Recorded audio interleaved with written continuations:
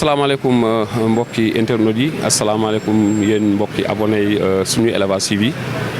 comme ni leen ko waxee woon démb rek nee nañ leen ñu ngi leen di jox rendez-vous bi nag fii la ci 2 voies Liberté 6 yi ñu seet si fii benn éleveur bu mag muy président bu bergerie Al Khoureychine muy Cheikh Aïdara moom moo ñëw def fii benn exposition fii ci 2 voies wu Liberté 6 yi kon nag du ñu def rek lu dul dalal ko waxtaan ak moom ci exposition bi nga xam ne def na ko fii waaw Cheikh na Aïdara ñu ngi lay nuyu. salaamaaleykum wa rahmatullahi taala wa barakatuhu mbokku internet yi ñu ngi leen di nuyu mbokku éleveur u Sénégal Xaasim ñu ngi lay dalal fii ci 2 voies Liberté 6 en face Uno ci foire Tabaski Al Khoureychi ñu ngi lay dalal waaw macha allah. kon du ñu def rek aussi lu dul jox tamit son adjoint Serif Mbodj moom it mu nuyoo moom it ci waxtaan bi la bokk Serif ñu ngi lay nuyu. Xaasim Ngane maa ngi lay nuyu bu baax di nuyu waa Sénégal TV di nuyu ñëpp macha allah di leen wax ne dal leen ak jàmm aussi fii ci foire Tabaski Al Khoureychi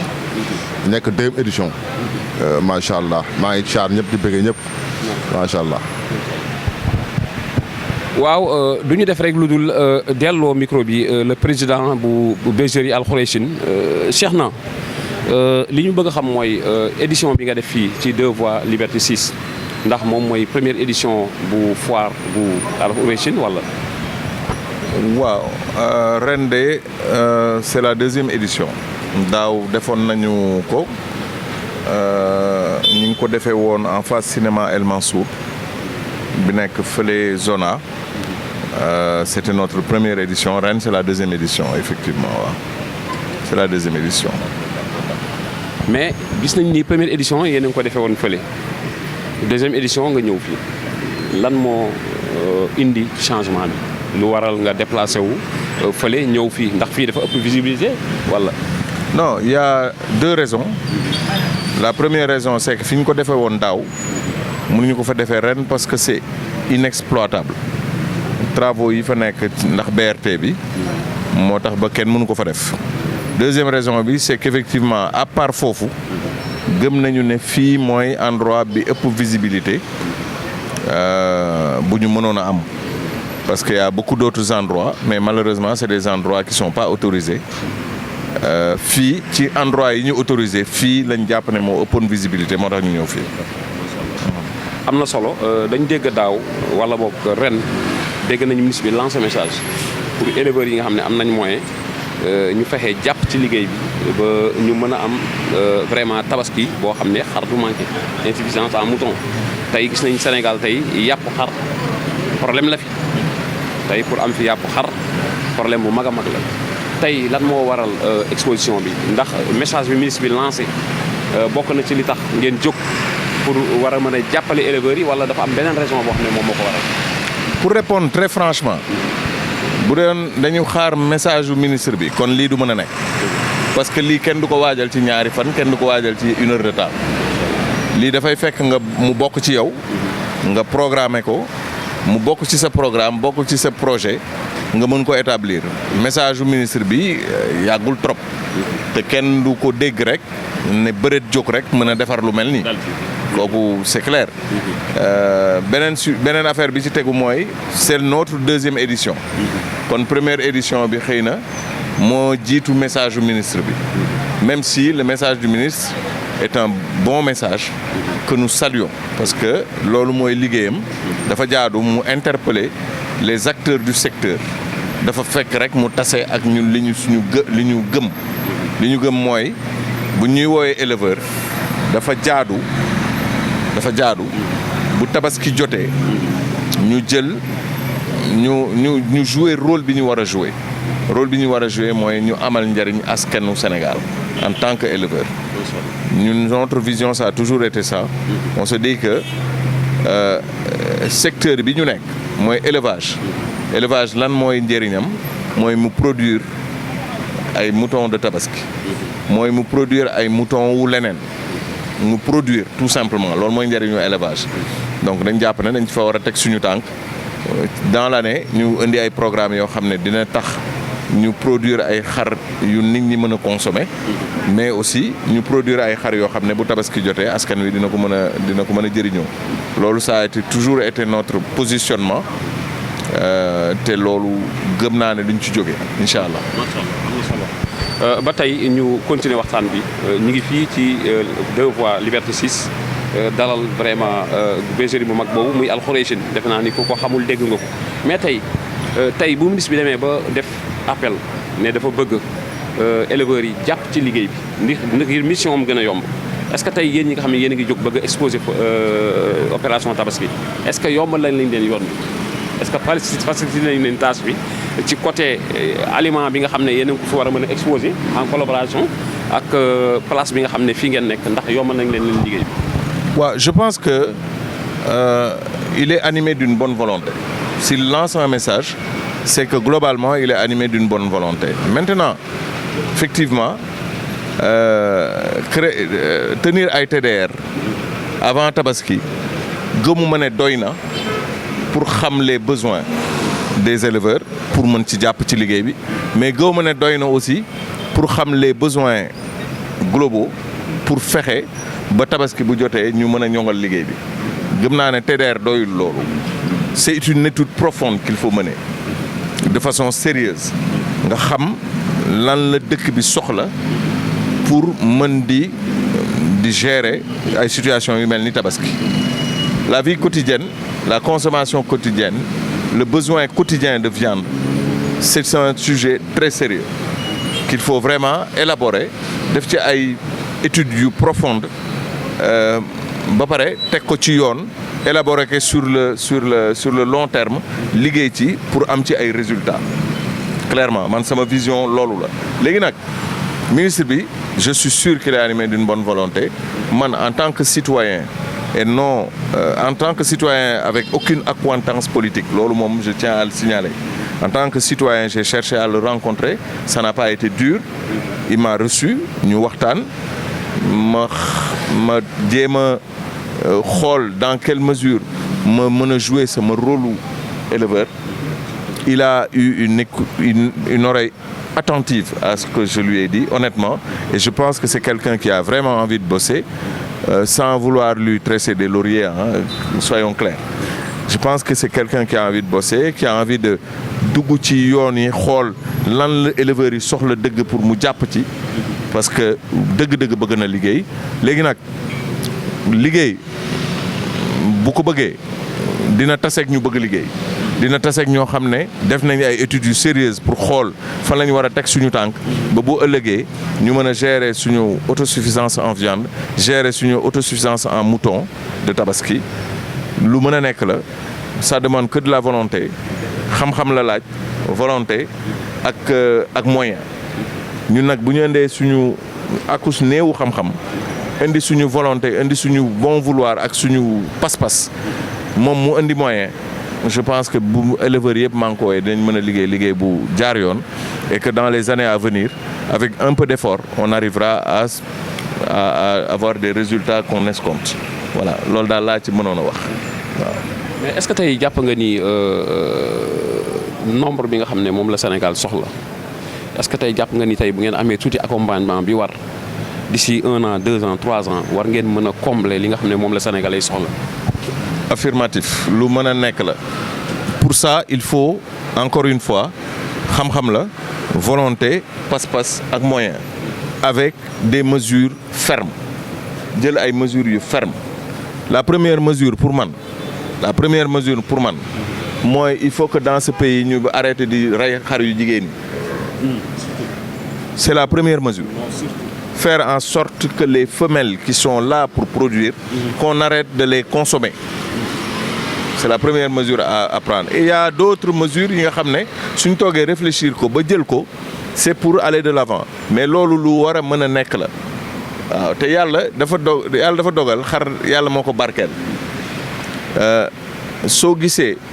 nombre de moutons yi ñuy rey ci Sénégal par jour par mois et par année ba pare chaque année mu mel ni xar yi dañuy gën a yokku ça veut dire que quelque part yàlla moo barkeel xar léegi nag il faut juste un peu d'effort et quelques mesures pour faire en sorte que li ñu bëgg mën nañ koo am c'est tout vraiment nga nekk koo xam ne wax dëgg yàlla ñëpp d'accord nañ ni am na lu la yàlla dénk ci côté xam-xam ci côté vision tey lan nga jàpp tey yan mesure accompagner lañu war a accompagner pour mën a sauver xar yi nga xam ne ñu leen téye di leen rey da ngay gis ni tey dibiteurs yi da ngay dem ñu jël xar bu ëmb génne doom bi sànni rey xar bu am doom bi am 1 mois 20 et quelques jours ñu jël ko rey jël doom bi di ko bazarder ci mbedd mi nit ñi di ko gis mais est-ce que loolu baax na ci réew tey yan mesure d'accompagnement nga jàpp yoo xam ne war nañ ko mën a accompagner pour war a mën a éradiquer loolu mu jóge fii parce que loolu baaxul sax ci ñun. mais Khassim les premières réponses mooy yi nga joxe léegi mooy mesures yi nga wax léegi nii c'est le premier fléau lié au mouton jàpp ay xar yu jigéen di ko rey jàpp ay xar yoo xam ne ñu ngi doog a wasin di ko ren di jël mbote bi nga xam ne dafa war a am développement bu normal parce que dafa war a nàmp ci yaayam nga xañ ko yaayam jël xar bi ren jël yaay ji ren di yóbbu dibiteri moom mbote boobu sax du màgg bu normal donc du nekk sax xar bu normal déjà donc c'est un problème il y a plein de mesures yoo xam ne suñ ci góorgóorloo jël ko mu am accompagnement am suivi ñu jël ñu dugal éleveurs yi ci cadre yoo xam ne cadre yu sain pour élever mais day sotti ni moyen teg c'est très facile à gérer c'est vraiment pas compliqué lii production la laaj mooy ëmb wasin fexe ba jël mbote yi mettre leen dans de bonnes conditions ñu màgg bi ñu war a màgg ñi nga war a métisser pour faire de la viande de chair nga métisser leen faire des moutons de chair nit ñi am consommation bu normal ci xar bu yeween ci poos yi ba pare nekk bu sain vraiment pour defar ko jafewul il faut juste de la volonté xarañte pas-pas ak moyen c'est tout. ba tey ñu ngi fii comme ni leen ko waxee ci 2 voies Liberté 6 yi seet si vraiment le président bu bergerie Al Khoureychine mais tey dañuy dem ci 3e point bi 3e point bi mooy ñëw nañ fii ci foire bi fii ci exposition bi plutôt ngeen baal ma mais gis nañ vraiment yaa ngi fi indi ay qualité xar gis nañ fi vraiment li ëpp liñ gis nañ fi ay laadum gis nañ fi ay laadum yoo xam ne vraiment dañ leen war a jaay pour la tabaski gis fi itam yeneen façon xar est-ce que tey mën nga ñu présenter yan façon catégorie xar moom nga indi fii ci exposition bi nga xam ne moom nga def. waaw ñun on a commencé par indi ay xar yoo xam ne ñun la ñu jógee si ñun la ñu juddoo màggee ci ñun ñu indi leen ci exposition bi indi leen ci foire bi pourquoi parce que ñun ñëpp nangu nañu ne élevage laadum c'est un élevage de prestige et d'élite mais xam nañu tamit ne avec beaucoup d'humilité il faut qu'on reconnaisse que suñu champion yi ñu yore duñu jur ay champion kese duñu jur ay champion kese wala boog duñu jër ay géniteur kese donc tey ñun suñu jëlee suñu ay xar croiser leen di espérer génne ay géniteur am ay femelles yu baax am base femelle bu baax ñëpp duñu doon géniteur di nga ci seppi ñoo xam ne doo leen mën a yóbbu à l'abattoir parce que am nga ci ñoom yaakaar boo xam ne mën nga leen croiser avec d'autres femelles continuer di produire de la qualité ba pare di évoluer mais si biir loolu ñëpp duñu doon géniteur ñi ci doonul géniteur nag il faut pas se voiler la face jàpp rek ne parce que ay doomu champion lañu kenn waru leen indi ci bâche tabaski mais dañoo am lu gën a rëy tabaski amuñu lu gën a rëy tabaski donc ñooñu ci nga xam ne mënuñu leen seppi ñu doon ay géniteur continuer liggéey bi dañ leen di jël yafal leen ñu mel ni ñu war a mel ñu indi leen ci bâche bi yóbbu leen ci tabaski parce que loolu mooy li gën ci ñoom donc yi njëkk ci suñu gëm-gëm suñu gis-gis mooy yi nga xam ne suñu ay bergerie la jóge ñu jëloon leen ber leen kër ga teg leen loxo ñu mel ni ñu war a mel ñu indi leen ci bâche bi valoriser suñu liggéey loolu benn la beneen bi si tegu mooy loolu ñu dal ñun en tant que éleveur dal na suñu ay naataangoo éleveur tey ci am na ci ñoo xam ne xëy na ils sont pas dans l'optique de créer benn chapiteau indi ay xar pour jaay ko ñu dem ci ñoom jël 2-3 xar fii jël 2-3 xar fii dajale yooyu indi leen fii ci suufu chapiteau bi mu nekk ay xar yoo xam ne ay champion mën nañ leen a jur ay champion sax ñoo leen jur il faut pas se raconter d'histoire indi leen fii jaay leen ci yenn anam yi ay éleveurs yu mag ñoo jël leen fii dem yóbbu leen seen suufi bâche jaayiwaat leen ñu distribuer leen ci yenn famille yi ak ñenn ñi nga xam ne dañu taxawoon pour jënd ay xar yu mag ci biir loolu ñu rax ci aussi yeneen xar yoo xam ne ils sont de enfin ñoo gën a tuuti yoo xam ne métissé nañu aussi ak ay tulaabeer ak yooyu ñu boole leen ci biir gétt yi parce que am na ñeneen ñu soxla xar yu dul jar yooyu prix ñu def benn mélange bu homogène indi bâche Al Khoureychi donc mu ngi noonu loolu daal nii la ñu gisee ne noonu la mbir yi war a demee te noonu lañ ko defee. macha allah am na solo tey ci biir question boobu dama amal beneen question parce que tey gis nañ ni da nga osé wax loo xam ne éleveurs yi bëri dañu am problème pour wax ko mooy li nga wax léegi mooy laadum yi il faut ñu ciy jël di leen toppatoo di leen indi di leen jaay di leen delloo population bi parce que nag laadum lu am valeur ci cin lay bu ñaan nangoo ci cin lay mujj loolu mooy yoon mais tey gis nañ ni éleveurs yi bëri dañu am complexe nit ñi yëg ne jël nañ xar seen bergerie yóbbu jaay ko même bu ñu koy def dañ koy nëbbatu loolu lan nga jàpp ne loolu moo koy def. man de loolu est-ce que ñooñu duñ leen wër ba gis leen ñu laaj leen loolu parce que man wax dëgg yàlla bokkuma ci ñooñu bu ko yàlla dogalee bi mu ko dogalee ba tey ñu nekk éleveuru laadum ba tey laadum la ñuy tabaskee ñun suñu wàllu bopp. waaw te loolu ci la ñuy wéy parce que jàpp nañu ne xar wax dëgg yàlla mënula am lu gën a rëy ci moom que ñu rendi ko tabaski moom xar amul lu gën a rëy tabaski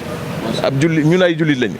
lu gën a rëy tabaski gisuma ne am na léegi nag suñu biir laadum yooyu bu ñu leen jëlee teg leen loxo yóbbu leen suñu biir kër yi ñu dëkk teg leen loxo ba ñu mel ni ñu war a mel ñu jël ko jox ko keneen moyennant xaalis kooku jaamu ci yàlla ñun ñu dem jaamoo yàlla leneen lu dul loolu y'a problème nag xaasuñ ñun ñooy ciy jiitu ci jaamu yàlla boobu waaw parce que defar bañ ko defar pour mu dem tabaski dañuy continuer ci jaamu yàlla boobu ñun ñu commencer par tabaskee ci ñun ba pare ñu doog ko mën a jox keneen mu koy tabaskee léegi nag ñi am complexe boobu wax dëgg yàlla nañ xoolaat seen bopp rek parce que wax dëgg éleveur si suñu gis-gis dafa am chance ku yàlla dimbali la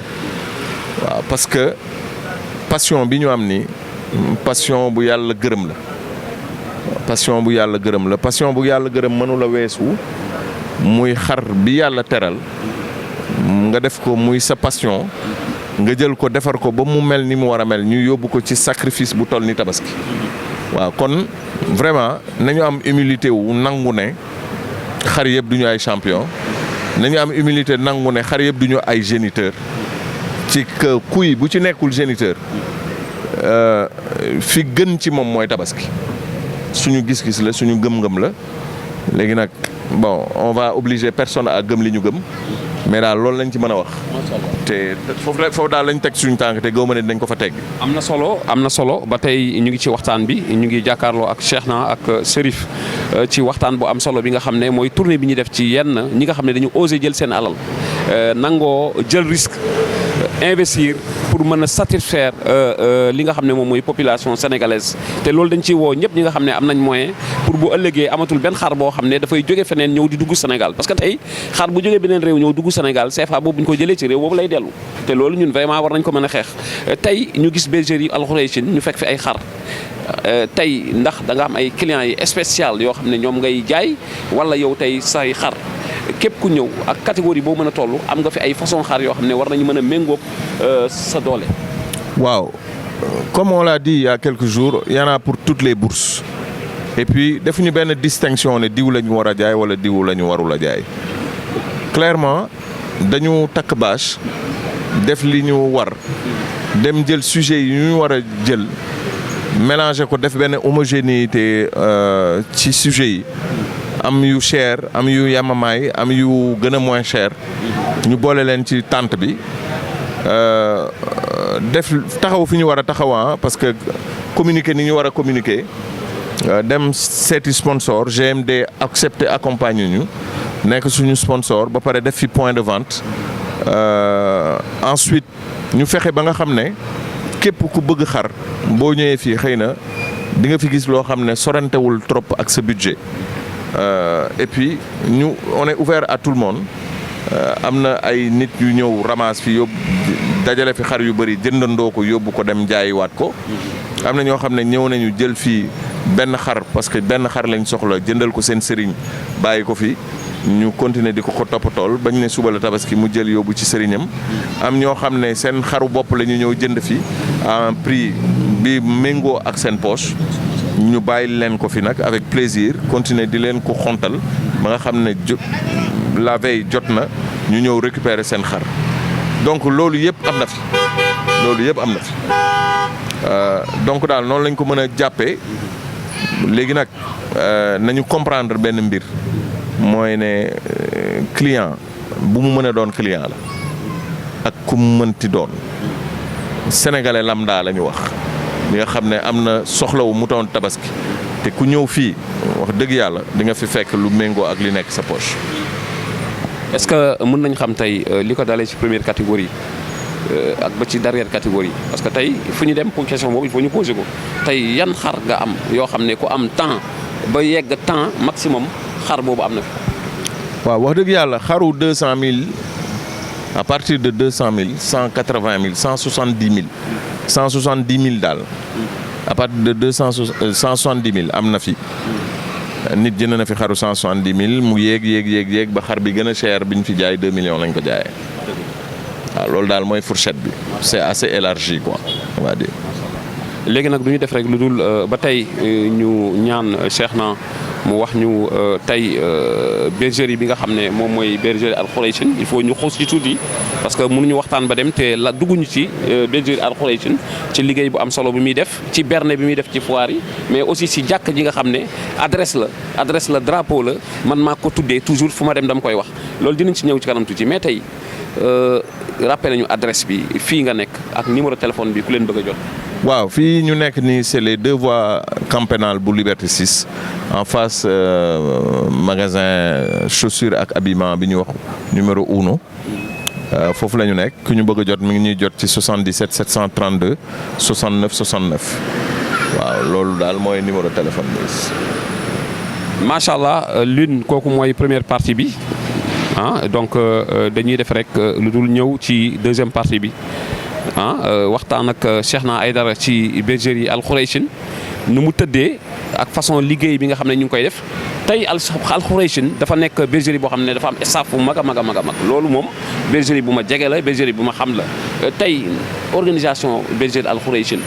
il faut ñu ñëw ci parce que tey am na yeneen bergerie yoo xam ne ñoom ñu ngi rêvé mel ni bergerie Al Khoureychine tey organisation bergerie Al Khoureychine tey staff bi nan la tëddee. waaw ñun de dañuy santaat yàlla. waaw dañuy sant yàlla bu baax julli ci yonent bi alayhi salaatu wasalaam boo déggee moo répondre la noonu mooy ne nit mënul dara yàlla lay soob mu teg ko ci yoon woo xam ne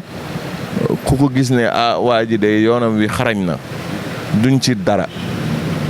yàlla la soob mu tànn ñetti doomu aadama wala juróom-ñaari doomu aadama yoo xam ne daf leen boole ñu bokk philosophie de gestion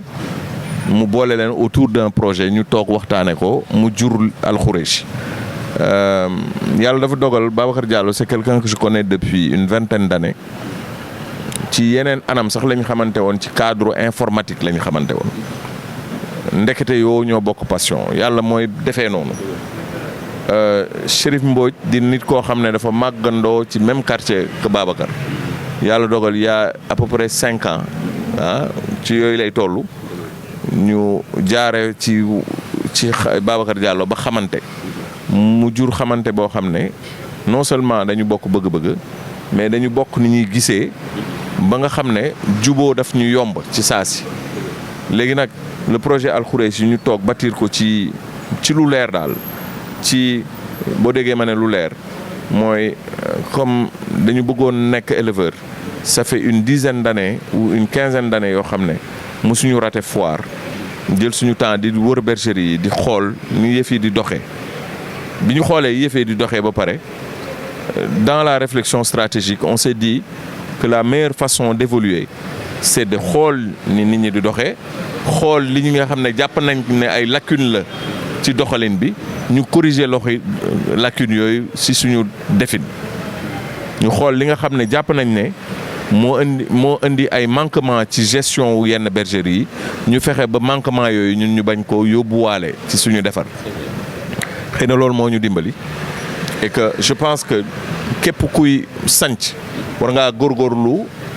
bàyyi xel ci li doxul woon ci yenn yi pour bañ a def les mêmes erreurs pour donner quelques exemples rek on a compris très vite que naaj xar yi dañ ko soxla et que donc bu ñu defee bergerie bu fermé bu amul naaj rek mooy bàyyiwuñu xel loolu kon bàyyi nañ ko xel ñu jàpp ne suuf xar buy dox ci suuf en tant que mâle surtout dina ko dimbali ci musculature wu ay tànkam te dina ko dimbali ci santé wu ay tànkam ñu fexe ba am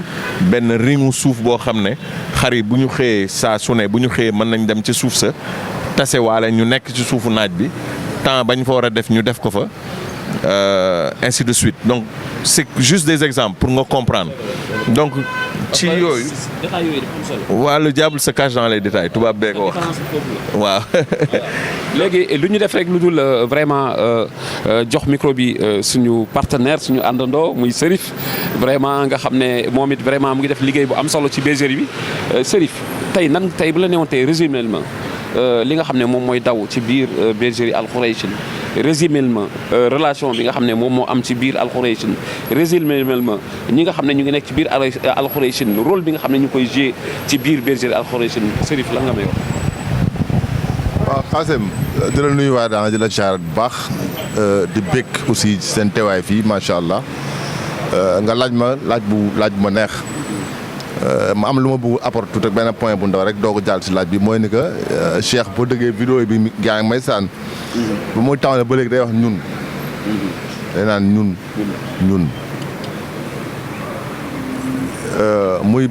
muy loo xam ne lu ma soppala si doomu aadama ñun parce que man dama bañ nit di wax man moom aussi day bañ loolu maa fi mën sa da koy bañ mus naa wax ne sama xar moo fi mën mu vocal ma liir ma vocal mu woo ma téléphone dama wax boobu mu bëgg a waxati dafay am solo lool yaar taxawaay léegi ma ñëw juste ci bergerie bi xam nga Xaasim Cheikh mu ngi koy wax sànq ñu ngi si deuxième édition mais projet Al Khoureychine man mi fa nekk des fois daf may xaw a jaaxal tuuti ndax na muy doxee Al Khoureychine foo xoolee ba mu tàmbali rek léegi ni muy doxee rek da lay yëpp projet bi dafa yaatu projet bi genre géej la dafa yaatu macha allah dafa yaatu Cheikh mu ngi wax léegi xool nañu dañoo xool ba pare xool ni Sénégal di doxalee en terme d'élevage ci laadum yi naam ko yebuñu foofu kese parce que bâche bi am na xar yu bëri yoo xam ne Al Khoureychine lañ juddoo muy métissage muy laadum donc projet bi yemul foofu rek mais comme xool nañu ni Sénégal di doxee ci élevage bi ni muy doxee ak li ñu jàpp ne aussi xar da koy soxla te yeneen bergerie aussi ñu ko def ñu ne ñun dañuy tàmbale ci lii benn mooy sas bu ñu éleveur yi sas doo toog benn fan bu la éleveur woowul laaj la ci Al Khoureychine wala doo toog benn fan bu la éleveur woowul wax la ci Al Khoureychine est-ce que soo booleen maal bi ak février bi est-ce que soo booleen dañ lay woo yow di la wax say croisement yow yoo xam ne def ko wala yoo xam ne def nga ko ba pare Al Khoureychine état la nag Cheikh nag mooy président bi yàlla moo dogal moom mooy président bi. effectivement xam naa du ko bëgg a dégg mais c'est le président. non moom mooy président bëggul dégg loolu moom bëggul yooyu. mooy président bi damay xulóog moom ma la. mooy ni que man cër bi ma jox. baax a jàll moom la jox booy bi di bale ci baar bi. macha allah. ba léegi dama koy naan da ngay yàq employé mais nit ak jikko nag kii la quoi jikko kii la soo ko kiiwee day ñëwaat xam nga dégg nga ba. ginnaaw moo yaatu. voilà mi ngi noonu mais daal. parce que tey boo demee ba foire bu am añ yi ñun ñii man de fa laa féetewoo man d'habitude su ma demee foire xam nga ma ci bergerie Al Khoureychine fa lay ne bu waxtu julli jotee damay dem julli bu paree ma ñëw toog bu añ jotee ma añ bu naan ataaya jotee ma añ kon loolu da lay wan ne rek kër la boo xam ne vraiment dañ ko yaatal mais tey Serif ma ñëw ci beneen question tey da ngay dégg samay waxtaan ma naan jot na éleveurs yi ñu wut box mix boo xam ne dañ koy ber di ci yar ay yeneen raasu xar wut laadum dugal ci biir di ko croiser mais dafa mel ni yéen ay Khoureychine d'après sa wax dafa mel ni yéen dañ leen fekk ci loolu. mais effectivement Xaasim si loolu parce que Cheikh Al Khoureychine noonu la tàmbalee Al Khoureychine noonu la tàmbalu laadum kese de ni mu tàmbalee mooy métissage boobu ba ñuy tàmbali amoon nañu ay Dorpeur amoon nañu ay Île-de-France amoon nañu Caterpillar muy maal bu doom maxu sëy la baal bu rëy. dañ ko jëndewuñ ko dañ ko jënd juste sama pour lan. pour métissage bi. pour mu métisser. am na ñu yàppoon sax dañ ko jënd pour ko croiser suñu laadum yi dañ ko jëndoon juste pour métissage yi. te xaaru métissage yooyu cër bi ñu leen jox. moom lañ jox suñu laadum yi. soo bëggee am problème alxuré ci. nee na xar yi ñooy xar yu baax xar yi ñooy xar yu bon yi wala xar yi mooy xar yu tane yi amul loolu alxuré ci. kon tey mën nañu wax Serif majeure partie ci exposition bi nga xam ne moo fi ne ay xaru alxuraysin la. waaw mais effectivement sànq Cheikh mu ngi koy wax am na xar yoo xam ne fi leen juddoo kii toog nga jàkkaarloo nii rek fii la Belgique la juddoo ñii suñu ginnaaw nii Belgique lañ juddoo. macha allah lenn moom gën a neex mooy sànq yaa ngi koy wax Cheikh. mooy ni que man El Hadj yàgg naa ci yàgg nga ci. gis nga ne gars yi am nañu problème jël seen xar mu am doom bi am 2 ans melul nen ñu yóbbu ko ci bâche bi. loolu la éleveurs yi daw. ba daaw am na ko indi xaram ci bâche gars yi di ko tooñee ci biir groupe bi. te Cheikh koy wax léegi amuñu lépp tabaski. pour la woon rek yow mii fu xar amul woon tey foo moytul xaram tey da toog fii instant ñu ngi la wékk bu yàgg. dëgg la wala ñu wékk moom bu yàgg. daa am loo xam ne nag mooy ñu nekk alxuré daa am loo xam ne ñu koy doxee parce que tamit kilifa bi am na nu muy taxawee ci obligé yow ko doxee noonu même fu nekkee nekkoo ci fort boobu. moo tax man am na yoo xam ne dama jug yaa ngi wax sànq wu añ du ma ci dugg du ma ci sori. parce que loolu Cheikh noonu la mel quoi avant muy dugg ci élevage bi sax noonu la mel. donc joxe ñam dafa nekk ci moom. jàkk dafay ànd ak Cheikh. fa muy liggéeyoo muy bërëm am na jàkk këram bu muy fanaan am na jàkk. alxurés bi fi mu nekk jàkk ngay jot ci ginnaaw jàkk ji alxurés yoo fa nekk. macha allah donc dama ragal ne moom même fu demee fenn dafa fa jàkk sax jàkk dafay jege. incha allah donc côté boobu moom macha allah quoi. waaw macha voilà xanaa mënuñu dul tàggatoo rek. di fàttali nañu ne aussi ñu ngi fii foire tabaski alxurés ci 2e édition. nekk fii devant Liberté 6 en face Uno bi. mi ngi noonu di jaajëfal ñëpp aussi di rafetlu seen liggéey bu baax a baax di leen siyaar bu baax di nuyu ñëpp macha allah. du ñu def rek lu dul ñëwaat encore ci muy président bu alxuraysin Cheikhna Aidara li ma ci gën a neex nag mu nekk membre groupe Élevage TV xam nga man groupe Élevage TV laay nooyee Cheikhna daaw am na foo defee woon foire ren nga ñëw defee ko fii. est-ce que da nga pare pour continuer di exposer fii wala boog dafa nar a am changement bu nar a am ci diggante bi. man de wax dëgg yàlla comme ni ñu ko waxee daaw ñu ngi woon en face cinéma El Mansour ren mu am ay travaux on s'en était douté un peu parce que station bi ñu nekkoon daaw station service la bu tëjoon boo xam ne li ko tax a tëj BRT bi doon ñëw ci kawam moo ko taxoon a tëj donc on savait pertinemment que travaux yi dafay ñëw foofu et que ce serait presque certain que ren doonuñu fa mën a nekk fii ñu nekk nii tamit tey am na travaux yu commencé fële tàmbali di ñëw muy rénovation wu allée bi ñu def fi ay jardin public def fi même gazon ak yooyu defe naa opération tabaski moo arrêté yooyu travaux donc probablement déwén duñ fi mën a nekk et ça benn marche la boo xam ne góoma ne ñun mën nañ ko arrêté et puis loolu dafa jaadu sax Sénégal dafay dox ñuy fexe di defar dëkk bi ça me permet de lancer un cri le cri est simple c'est que lii ñuy def nii baax na de ça crée une proximité ki bëgg a jënd xaru tabaski c'est vrai que jóge këram 22h añ ba suur reer ba suur naan benn lëwalam lekk benn fruit am solo ay caraxam doxantu ndànk jël temps waxaale xaram lu neex la suñu culture la loolu lañ xam mais dama ragal ne dafa jot mu soppeeku ndax suñu dëkk bi il faut ñu defar ko mënuñu chaque année pendant 1 mois ñu téye réew mi tilimal ko ni ñu koy tilimalee parce que bokk naa ci ñi koy tilimal neexuma ma koy tilimalee nii même si bu ñu fi jógee dinañ fexe nu mu setee mais daal yëf yi dafay dox donc dañu toll ci jamono joo xam ne il faut ñu moderniser les choses ut place boo xam ne bu jotee bu tabaski jotee éleveurs yëpp dinañ fa tase def fa ay stand yu normal communiquer fa normal nit ñi di jël seen temps di doxantu si ba foofu parce que loolu moo tax a jóg